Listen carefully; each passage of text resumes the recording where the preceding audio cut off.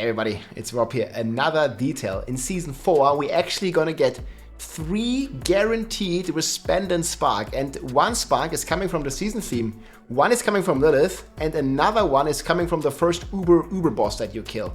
And let's just get into it here real quick. So these sparks, you need them to craft the Uber uniques, right? So you guys can see here at the vendor, it's at the alchemist here in town. You can basically go and transmute, and you can transmute sparks into an Uber unique of your choice. And they reduced this a couple patches ago to only require 4 of the materials. And there is many ways now to farm these sparks and get guaranteed sparks coming in Season 4. So I have the sources here on all of this. So the first one is from the seasonal theme. So you're gonna have an Iron Wolf questline, and you need to earn reputation, favor, like you need to farm the Iron Wolves up, and you're most likely going to be doing this by doing Helltide events and stuff, and Helltide is super rewarding. And there's been this interview here, I'm going to link the source in the description, on the PC Gamer, where it's basically confirmed from Blizzard that the last reward, and they are talking about the season questline here for the Iron Wolves, the last reward will grant a Resplendent Spark and ultra valuable crafting materials used to making Uber uniques of your choice. You will need 4 in total, and this is the first guaranteed one that we get. So you do the Iron questline, the Iron Wolves questline, you get their favor, and then at the end, the last quest will give you one of these sparks that you can then use to craft an Uber unique of your choice with.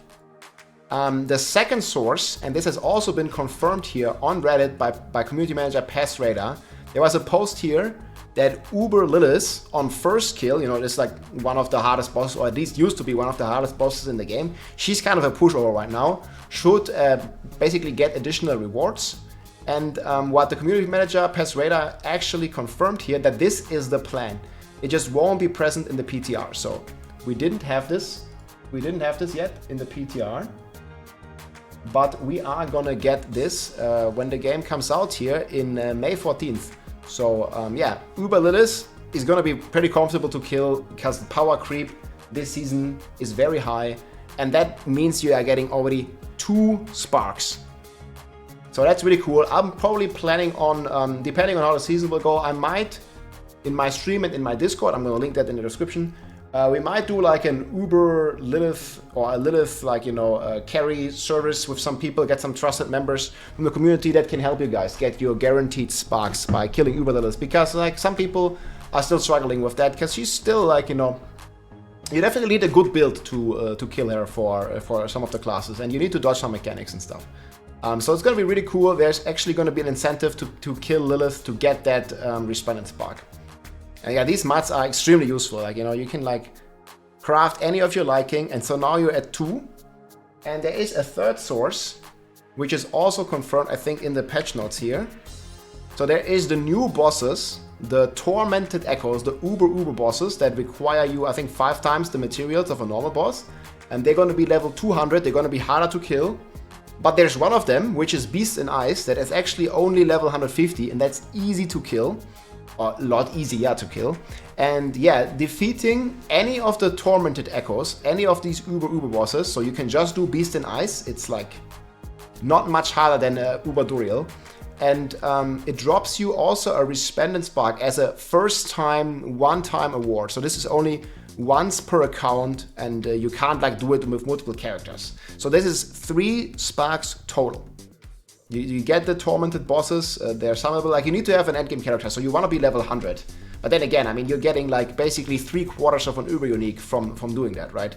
So you will then end up with 3 of these sparks, so you find any Uber unique, and Uber uniques will have a significantly higher drop chance.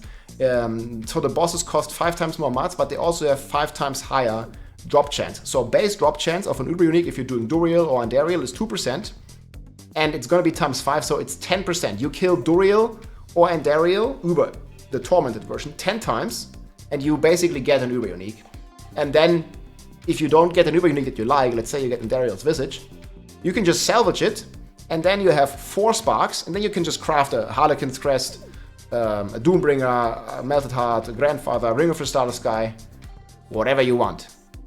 I mean, there is like all this like crazy cool uniques, and it's basically like, I think it's basically happening that these gonna roll with or have a chance to roll with greater affixes as well. So you definitely want to be farming a lot of Uber uniques if you can, to then at least at some point have a chance to get a greater affix. And it seems to be about 1 in 10 for it to roll a greater affix. I had a grandfather with like 2 greater affixes on the PTR, and yeah, there's like a bunch of cool things with those greater affixes that can happen. And I also think some of them, especially like Starless Sky for resource-hungry classes, are still gonna be, you know, the best in slot item, even though some of the stats are a bit lackluster if you compare them to the new stats. But again, that's basically the 3 sources here where you can get the sparks, and you can really get juiced up for those Uber uniques. And there's also a new drop table, so we're getting a bunch of new unique items in the game in general. So I'm gonna like put this in the description as well. There's already like the data mine here for the public test realm, and you can just select your class up here. You can see the drop rates of all the bosses, including Duriel and Lilith, Duriel and Darius. So you can just like click on your class, and then you can see like, okay, on Gregory I can get this kind of stuff. So this is, for example, on Greg you get the new double swing gloves that gonna boost your double swing. And you know, like if you are looking for, let's say on Rogue, I think the it's also on Greg where you get the Flurry ring, and I think there's another ring, the Scoundrel's Kiss here. This one is the Rapid Fast, the meta build you get from Lord Zir and stuff. So you kind of like have all the stuff in here that you can get. And on the Uber version, this is not in here yet, but on the Uber version of Gregory and Echo of Varshan, you can also get the Uber uniques. It has a smaller chance, so on the Uber version of Duriel, the Tormented version, it's 10% chance. And I don't know what the drop chance is on like Beast in Ice, but if you're doing Tormented Beast in Ice, you also have a chance to get Uber uniques there too. So that's a pretty cool little change.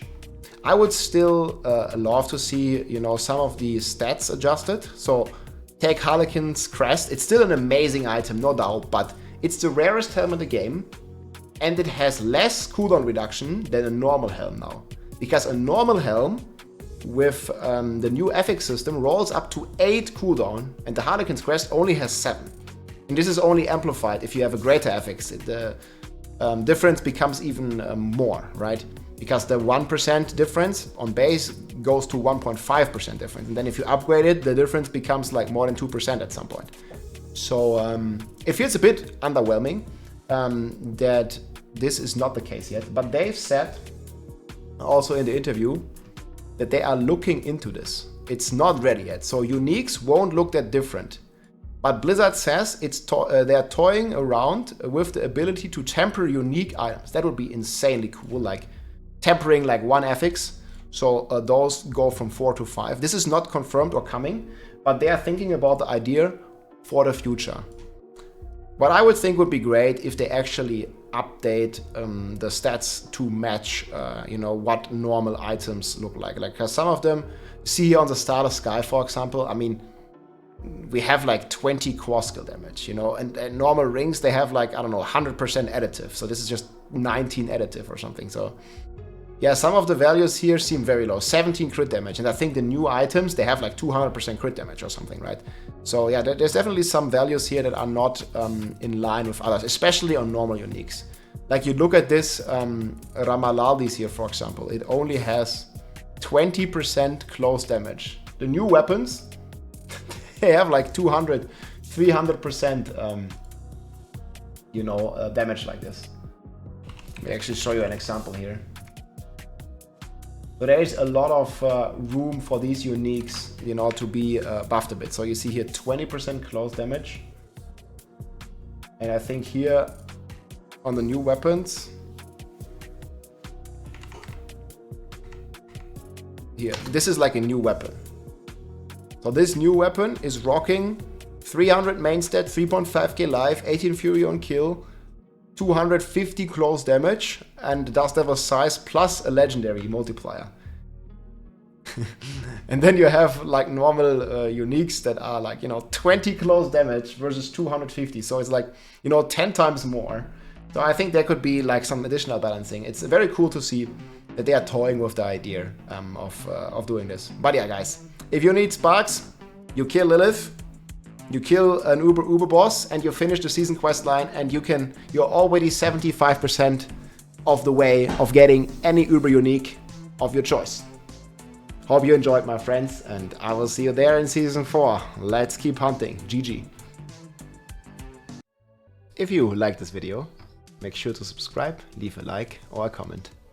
I'm also live on Twitch almost every day, so come and say hi.